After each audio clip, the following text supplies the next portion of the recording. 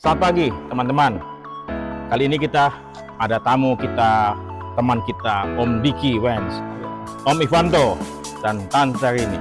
Kali ini kita akan bicara mengenai broker abal-abal.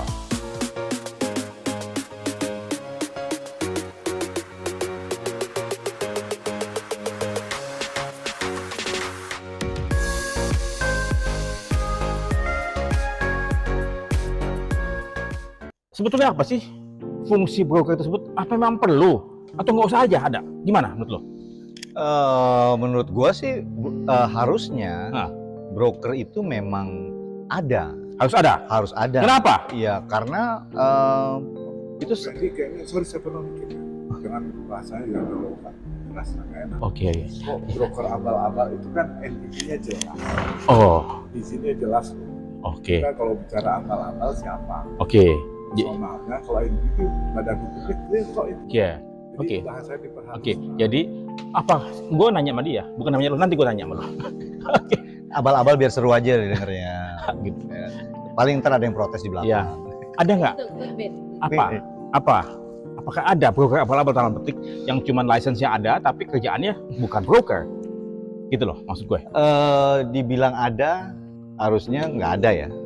Tapi kalau dibilang nggak ada, banyak atau beberapa, nggak banyak lah, beberapa teman-teman atau beberapa broker yang terutama yang sudah pernah sudah tidak terlisting lagi di kita, yaitu mereka mungkin pernah melakukan hal yang tidak sepatutnya ya. Ya. Banyak ya, makanya kenapa OJK Saya sih mungkin nggak begitu setuju. Sorry ya saya potong ya, Vicky ya. Belum sini motong-motong mulu lo kerjaannya lo. Bukan Ini Vicky. tipikal Tapi gini. Sorry ya, Vicky. Walaupun anda di broker, saya cuma di industri kamu. yes.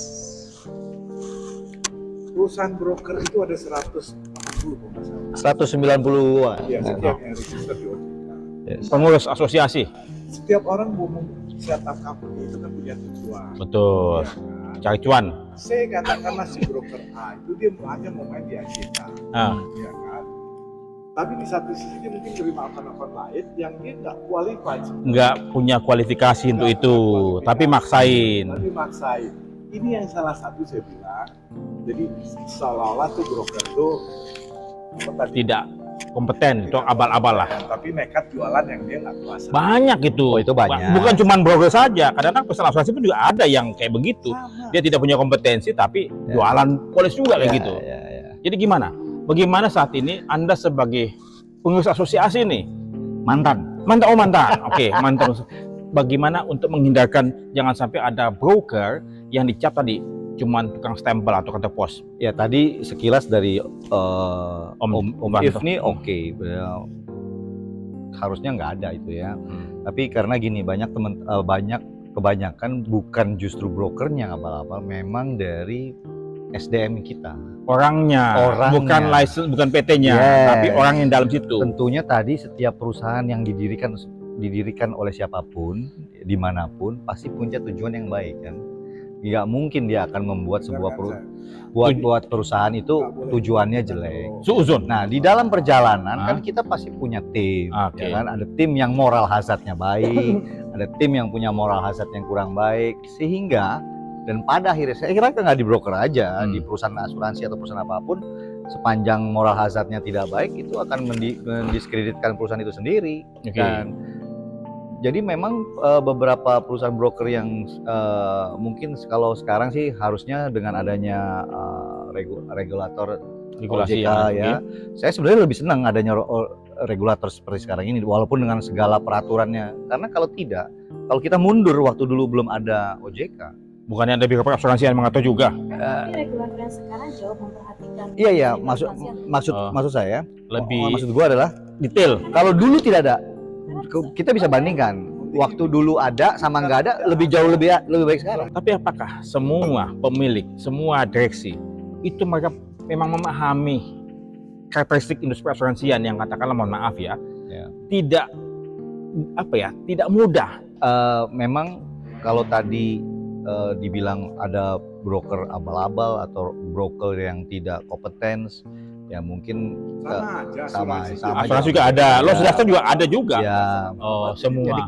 Semua itu sama. Sama ya Ya. semuanya, oke. Jadi Tapi- kembali kepada siapa dan bagaimana di dalamnya. sesungguhnya fungsi broker itu apa sesungguhnya? Satu kalimat yang cukup panjang, apa fungsinya?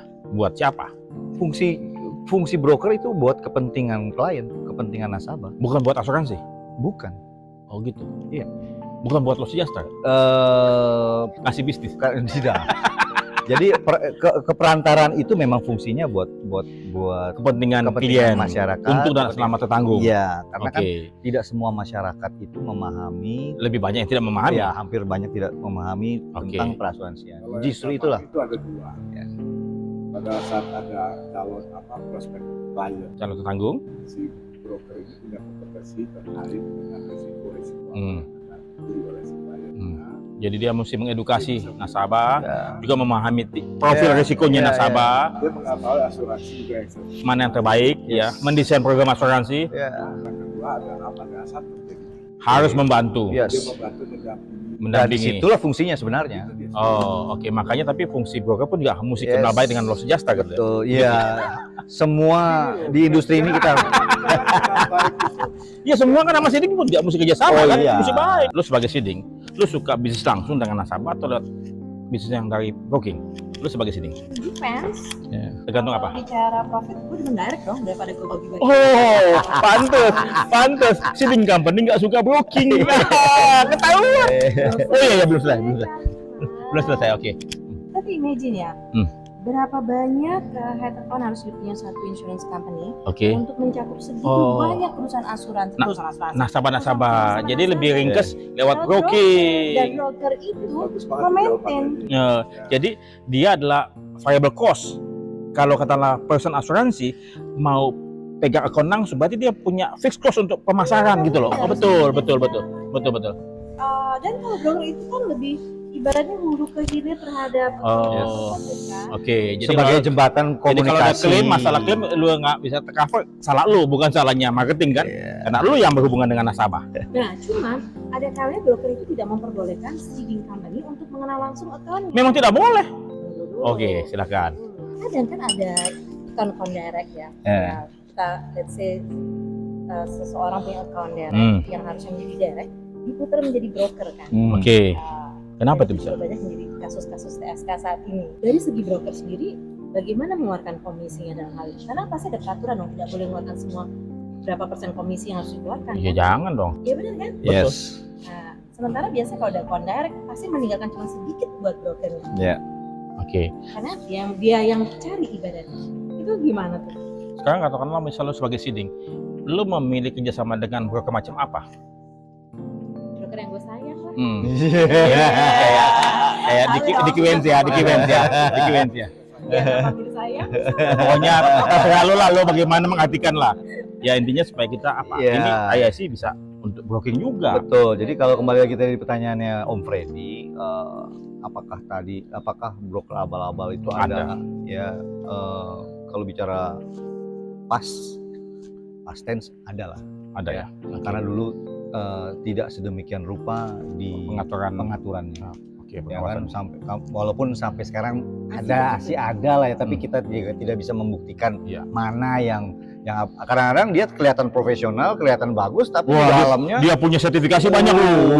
jadi kita juga nggak bisa mengeneralisir bahwa Ya, itu dia udah oke, penampilan company-nya oke, tapi di dalamnya ternyata ada games tertentu dan ya banyak gitu loh. Tapi dengan peraturan OJK yang sekarang ini harusnya lagi tersaring. Oh iya. Semestinya harus tersaring. Tinggal pengawasannya yang mesti perlu ditingkatkan. Harus di intensitas dari regulatornya dalam hal ini OJK memang harus keras. Kalau enggak kita tidak akan prudent di dalam bisnis ini. Coba kalau kita mundur beberapa tahun yang lalu, ya kan, terjadinya walaupun sekarang praktek itu masih ada tapi sudah diminimais. Om Freddy kan Ini motong-motong mulu aja. Bukan. Iya. sorry bisa. Sebentar. Bukannya Om Freddy itu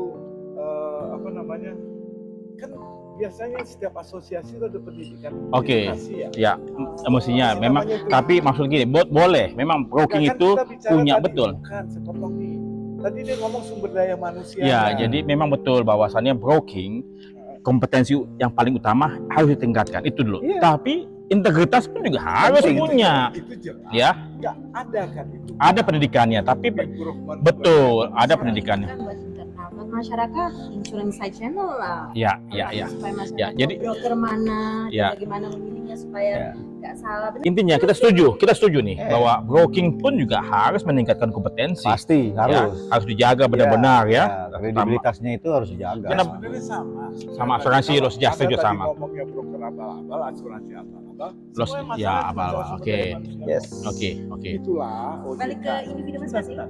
Itulah sekarang OJK. Fungsinya adanya OJK. Kita Ya. motongin dia motong gitu. Kita Ya, mau ngomong, oke nggak apa-apa. Jadi lu ngobrol aja deh sendiri. Lu tinggal lihat dulu.